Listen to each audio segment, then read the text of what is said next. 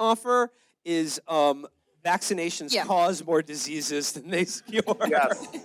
Bill Maher is a guy who thinks that like a subscription to High Times and like a Whole Foods 10% discount membership card are basically all you need to maintain a healthy health. Yes. Like you will be like you will not get sick from any diseases as long as you smoke weed and don't eat the stupid crap that dumb normal Americans do. Yeah. He considers himself a liberal because he thinks conservatives are stupid hicks. That's it. It's the only reason he considers himself a liberal. The other, now that he used to have Ann Coulter on his show all the time. That was you'd have to go to HBO. Watch two ugly people flirt for an hour. Hey, I watch Morning Joe for that. I don't. I watched The View. Real Time would be the place you had to go if you wanted to see Richard Belzer yell, "You're a fascist party doll" at Ann Coulter. Yeah. But now you have to tune into Real Time because it's the only place you can see Barry Weiss other than every other media outlet. Is she here right now? No, she went to she's a Columbia girl. We'll get to Columbia eventually. Just like Bill Maher is like he's been coasting on the fact that like again like in that Bush era when Ann Coulter was like the biggest boogeyman, Bill Maher was like a brave hero because he'd be like, George W. Bush, you're a fucking idiot. Yeah. You'd be like, can he say that? He called him a cowboy. President. The thing is, But he said that thing about the 9/11 hijackers, but in reality, he was a huge booster of Bush's militancy. Oh yeah. Well, he was against the Iraq War, but he was always on that like that new atheist tip where he's like, I'm not saying we don't need to kill It's just- Muslims. Look, the barbarians aren't at the gate, but they are barbarians. And he continues that now with his like anti-SJW stuff, his anti-vax stuff, and It's also just very like Western civilization. vibe. but like it's like that for him because it's not the Judeo-Christian part. It's like the I don't know. What about Western culture do you think appeals to Bill Maher? He likes the medieval Western. He likes porn. That's the part of the West that he likes. No, the part about the West that he likes is from the Middle Ages was applying leeches to cure any disease. So smug TV asshole, way past his sell date. For some, he still has a show on HBO. Yeah. They already have John Oliver doing another. I mean, I don't get it. Bill Maher. 2 shows on one network? American decadence. Okay, Bill Maher, you are going to be facing off against your karmic opposite and equal, Alan Funt. For those of you who don't know, the host and creator of Candid Camera. Yeah, listen to that. You guys don't know this guy. You guys ever laugh at Wee Man peeing on himself in a Target on Jackass? You thank him. You watched anyone get punked by Ashton Kutcher? You thank him. My favorite thing is that this guy, he got an Ivy League degree so that he could learn how to hide a camera in a potted plant and fart on someone. It was much more wholesome than that, though. It's weird No, when you look at actually it was really pervy. So you can't. Or the original show, Hidden Camera, like wacky, but he had horny, like too sexy for television series of tapes that he would sell, where women would like just go to a doctor's office and their just boobs would pop out, and that was the whole thing. And it was like his idea was, what if you were laughing and masturbating? That's actually the original pitch for Real Time with Bill Maher. Yeah. So this is the perfect balance, a TV asshole and a TV innovator, an angel. Alan Funt, creator of Candid Camera. Okay, our next matchup, our next contender in the evil category. I suspect this one might be a little controversial. Let's go here. Yeah, Ruth Bader Ginsburg. Yeah, that's right. Whoa. That's right. Yeah, that's right. That was during her Like a Prayer era. Yeah, why is like she a just prayer that she survives the next 2 years. RBG, controversial. I know she's a popular figure. Everyone loves her. I'm putting her in the evil category for 2 reasons. One, and it may seem petty, I'm putting her there if for no other reason than spawning a cottage industry of fandom about her. That is rather unbearable. She's epic bacon for Brooklyn feminists. The notorious RBG. I mean, I'm They're sure. Ron Swanson. Oh, totally. I'm sure she would love the music of the Notorious Big if she were aware of it at all. She has no idea what's going on. No idea what's going on. Q is right. They're weekends at Bernie's. Come on.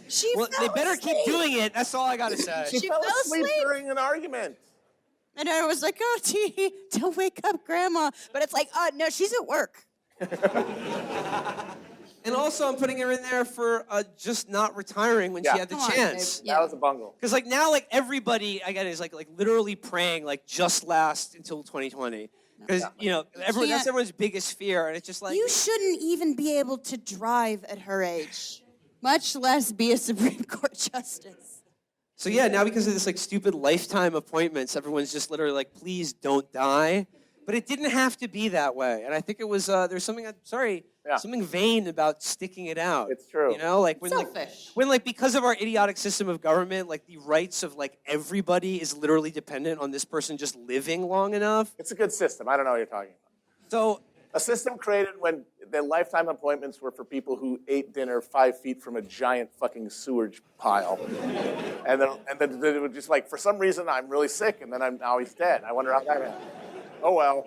If that doesn't convince you, later tonight, go on YouTube and just search Ruth Bader Ginsburg rap parody.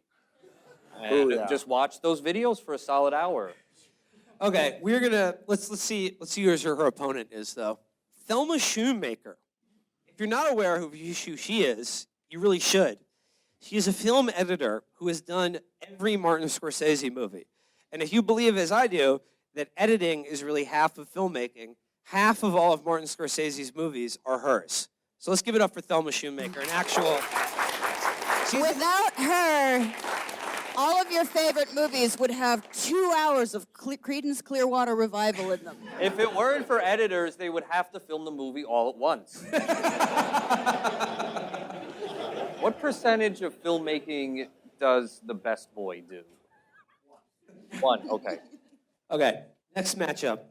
Francis Fukuyama, Mr. End of History. Interestingly, though, unlike Wolfowitz, probably the actual smartest guy from that neocon clique, the one who actually wasn't a totally insane nitwit. Probably the smartest guy, but still, he ran with a bad crowd for a while there.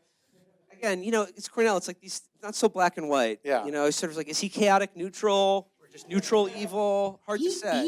He makes benevolent decisions sometimes.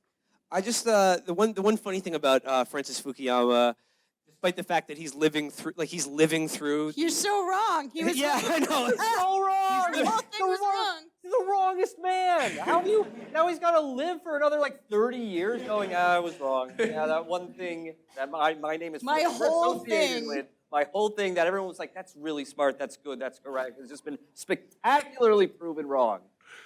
In a different reality, he was right, and the '90s just continued forever. Oh, God. And he's wearing Jinkos and doing devil sticks, and he's listening to Limp Bizkit. He's really happy. he's got a visor on. Yeah.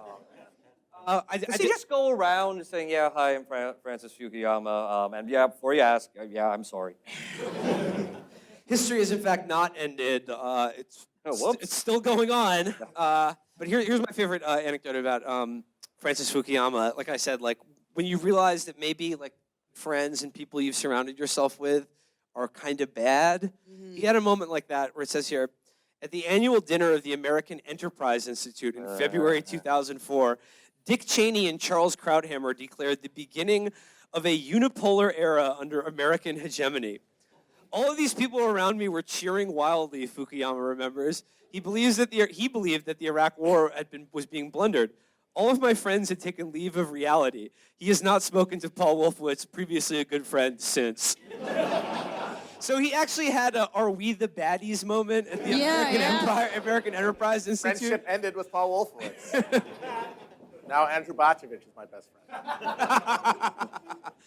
All right, Francis Fukuyama, writer known for being wrong, versus writer known for being kind of hard to read. Yes. This author, all of whose books I have both read and understand. We've all read them. We all know. We can't explain it to you. You got to read it. Got The Crying of Lot 69. Yeah. Gravity's Mind Blown. We've read all of his books. We've definitely all read Very Gravity's well Rainbow. read. Understood it all, no problem. Not much else to say about Pynchon, you know? Yeah. I mean, it's pretty intuitive. Yeah, the books are easy reading. You get the point pretty quickly. All right, next up, Keith Olbermann. Keith Look at this Olbermann. fucking picture. That is the most obnoxious image ever committed to So film. he's removing the embroidery not with a seam ripper, but with what appears to be a pair of hair cutting scissors, because he's not even punk enough to set a hat on fire. He's like, well, I'll just remove these stitches. Ooh, look at me.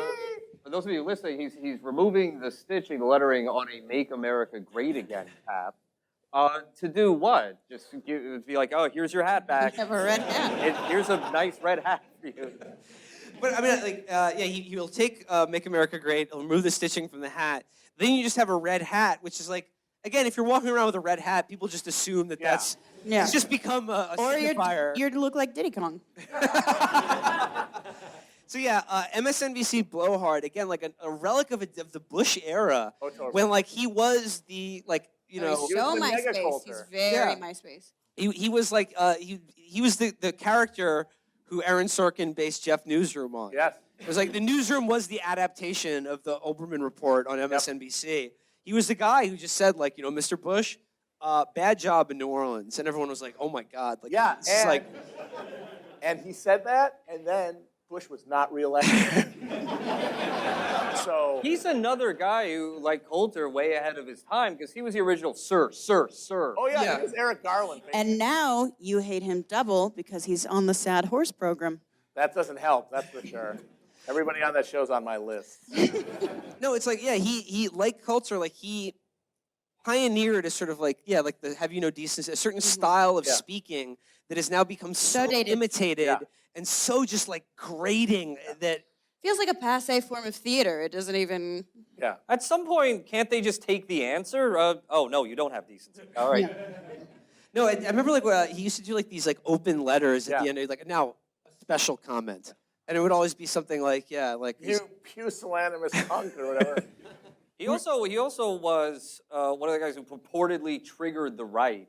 Because he pretended he was in a rivalry with Bill O'Reilly. Bill O'Reilly could not remember his name. No, not at all. But they were like, oh, Bill O'Reilly would can't see him remember in the his own hall name. and call him Ken. oh, but they would pretend like, oh, we really got under Billo the Clown's Bill the skin Clown, this that's what we week. called him. That was epic. That doesn't even make sense. That's not even a pun. Living rent free in your head, Billo.